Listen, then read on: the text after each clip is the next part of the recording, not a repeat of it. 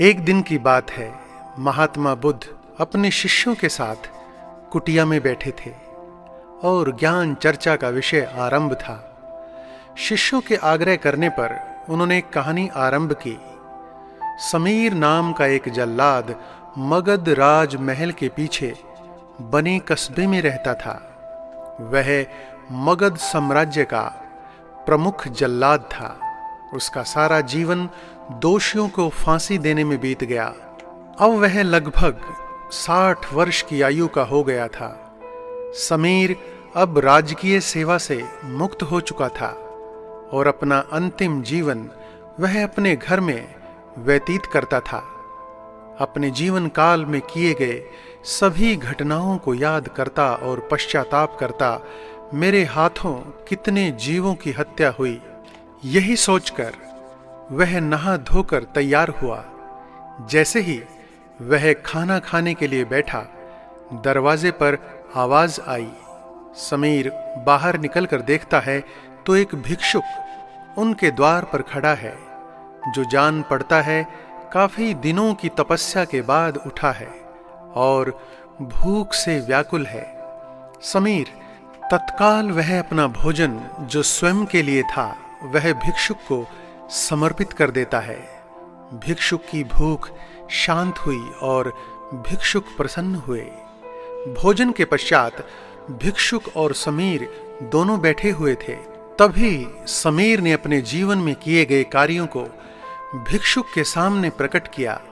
समीर ने बताया वह राजकीय सेवा के दौरान अनेक कैदियों अथवा अपराधियों को मृत्यु दंड देता था, जिसके कारण मुझे अपने पर अपराध बोध हो रहा है और ग्लानि के भाव में सदैव ग्रस्त रहता हूं।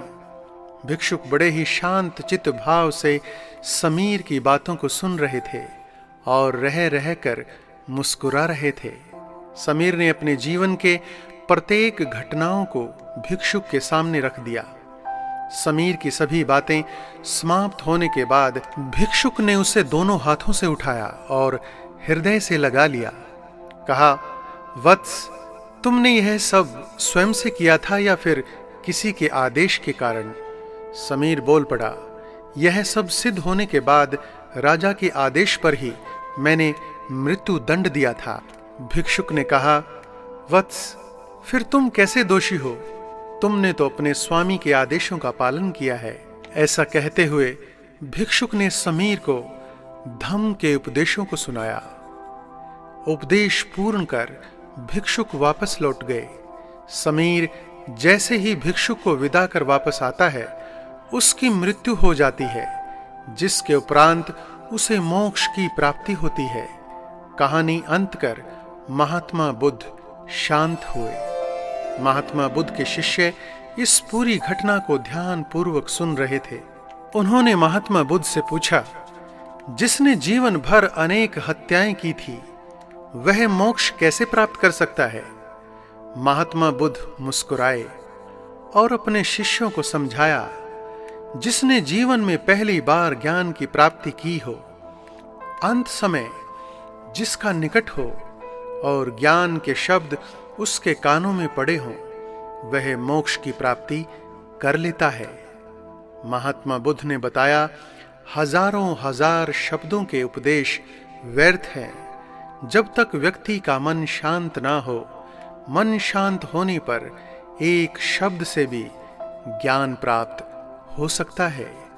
ज्ञान से ही मोक्ष की प्राप्ति संभव है।